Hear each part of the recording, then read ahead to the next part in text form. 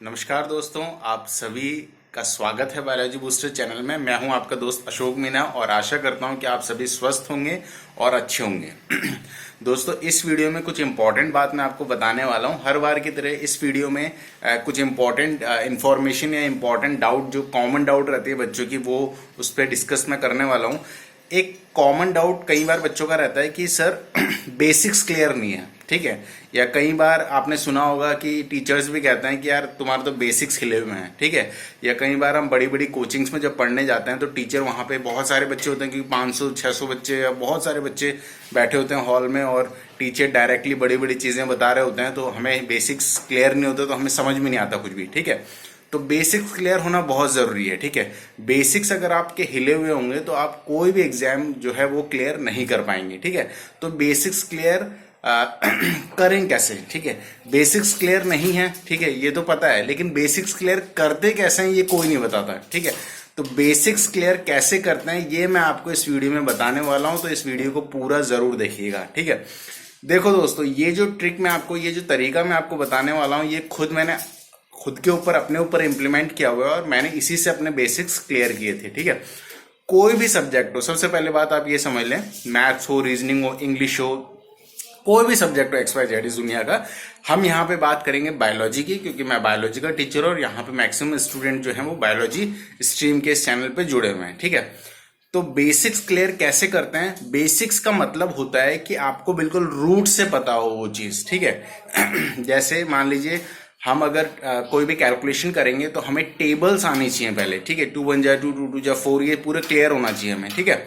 तो वैसे ही क्या होता है कि कोई भी चीज, जैसे मान लीजिए बायोलॉजी में मैं आपको बोलूंगा ऑक्सीडेशन ऑफ फूड, तो अगर आपको ऑक्सीडेशन ही नहीं पता तो आप समझ नहीं पाएंगे कि मैं क्या कहना चाह रहा हूँ, ठीक है।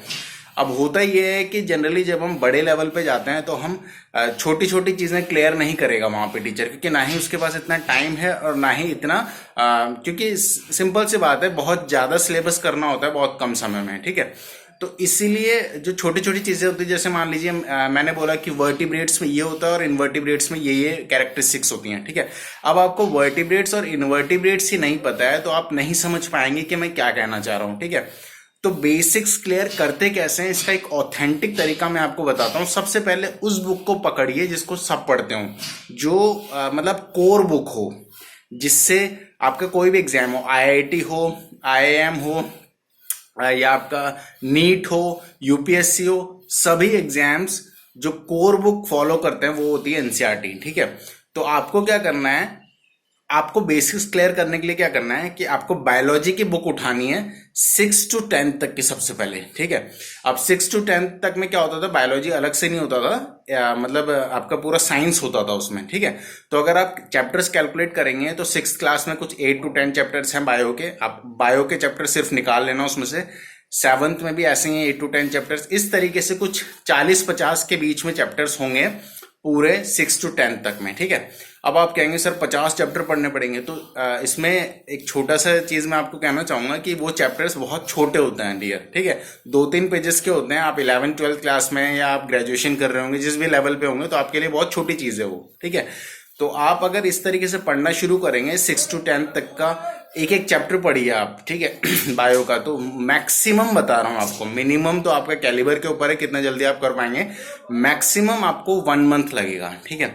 1 मंथ में आपके 6 to 10 तक के पूरे बेसिक्स जो है वो क्लियर हो जाएंगे, ठीक है। क्लियर ये बात। अब क्या कर सकते हैं, कई बच्चे वीडियोस वगैरह से पढ़ सकते हैं, लेकिन क्या होता है वीडियोस में कहीं कुछ टीचर हो सकता है उसको, उस चीज को, कोई टॉपिक को स्किप कर दे, ठीक है। तो आपको क्या करना है, आपको स्किप नहीं करना है, क्योंकि मान लीजिए कोई चीज रेस्पिरेशन समझाया क्लास 9th में, ठीक है, तो रेस्पिरेशन 10th में नहीं समझाएगा अब NCERT, ठीक है। तो डायरेक्ट 11th में क्या पूछेगा कि रेस्पिरेशन ऑफ फूड हो रहा है। अब रेस्पिरेशन ही नहीं पता तो रेस्पिरेशन कैसे पता पड़ेगा, जब आप 9th क्लास की बायो पढ़ेंगे तब, ठीक है। तो इसलिए क्या करना है, आपको 6 to 10 तक के जो बायोलॉजी के चैप्टर्स हैं वो सारे निकालने हैं, उनको पढ़ना शुरू करना है। बहुत सिंपल है, आपको ज्यादा टाइम भी नहीं लगेगा, 1 मंथ का मैक्सिमम टाइम बता रहा हूँ, ठीक है। और सारी बुक्स अगर आप 6 to 10 की परचेस करते हैं तो NCERT वैसे बहुत सस्ती आती है, तो 400-500 के बीच आपकी सारी बुक्स आ जाएंगी, ठीक है। तो 500 रुपीज मैक्सिमम आपके लगभग लगेंगे, लगभग बता रहा हूँ, और 1 मंथ का टाइम लगेगा, ठीक है। अब ये भी जिसको ज्यादा लग रहा है उसका कुछ नहीं हो सकता, क्योंकि 1 मंथ का टाइम लग रहा है सिर्फ आपको, और कुछ पैसे लग रहे हैं आपके, उसमें आपका पूरे बेसिक्स क्लियर हो रहे हैं। ठीक है, कभी भी कोई टीचर आपको जिंदगी में ये नहीं कह पाएगा, कोई फ्रेंड आपको ये नहीं कह पाएगा कि तुम्हारे बेसिक्स जो हैं वो हिले हुए हैं, तुम्हारे बेसिक्स जो है सही नहीं है, यार अपने बेसिक्स मजबूत करो। ठीक है, तो बेसिक्स मजबूत ऐसे ही करते हैं दोस्तों। ठीक है, बेसिक मजबूत करने का तरीका यही है, सिर्फ 6 to 10 तक का एनसीईआरटी पढ़िए, फिर 11th पे आइए, फिर 12th पे आइए। ठीक है, तो जब आप सीक्वेंस में पढ़ेंगे ना तो आपको चीज़ें समझ में आने लग जाएंगी। ठीक है, आपको समझ में आने लग जाएगा कि ग्लाइकोलाइसिस क्या होता है, आपको समझ में आने लग जाएगा कि रेस्पिरेशन क्या होता है, आपको समझ में आने लग जाएगा ऑक्सीडेशन ऑफ फूड क्या होता है। ठीक है, तो ये चीज़ें इसी तरीके से समझ में आएंगी। ठीक है, फिर आप जब कोई भी एग्जाम आप देते हैं, आप एमएससी एंट्रेंस देते हैं, आप नेट जेआरएफ देते हैं, आप नीट देते हैं, या कोई भी एग्जाम आप XYZ देंगे बायो से रिलेटेड, तो उसमें आपके बेसिक काम आएंगे। ठीक है, फिर आप हायर बुक्स जब पढ़ेंगे, हाई स्टैंडर्ड की बुक्स पढ़ेंगे, तो आप वहां पे कंफ्यूज नहीं होंगे, क्योंकि बेसिक्स आपको पूरे अच्छे से आपके क्लियर है, मजबूत हैं। बेसिक्स क्लियर करना बहुत मजबूत है अगर इस फील्ड में आप करियर बनाने की सोच रहे हैं तो। ठीक है, इसलिए फिर रिपीट करता हूं, एक ही तरीका है, तरीके बहुत सारे दूसरे भी हो सकते हैं, लेकिन वो ऑथेंटिक नहीं है। ऑथेंटिक तरीका एक ही है कि 6 to 10 तक की एनसीईआरटी एक एक चैप्टर जो है वो आप पढ़ना शुरू कीजिए। छोटे छोटे चैप्टर होते हैं 2-3 पेज के, बहुत जल्दी निपट जाएंगे और आपके बेसिक्स पूरे क्लियर हो जाएंगे। ठीक है, उसके बाद 11th-12th पे आइए, तो आप इस तरीके से अगर पढ़ेंगे, ठीक है, तो आप कहीं भी अटकेंगे नहीं और आपको पूरे खुद पे कॉन्फिडेंस रहेगा। सबसे मेन बात यह है कि कोई भी अगर आपको चैलेंज करेगा ना कि यार ये ऐसे होता है, तो आप कहेंगे नहीं नहीं ये ऐसे नहीं होता, ये ऐसे होता है, मैंने पढ़ा है और मैंने अच्छी बुक से पढ़ा है और मैं मजबूत हूँ अपने कंसेप्ट पे। ठीक है, तो इस तरीके से आप पढ़ेंगे तो आप अच्छे से अपना फाउंडेशन जो है, अपना बेसिक्स जो है, अपनी नींव मजबूत कर पाएंगे आप इस सब्जेक्ट की। ठीक है, तो होप इस वीडियो से आपको मदद मिली होगी। Thank you so much, love you all.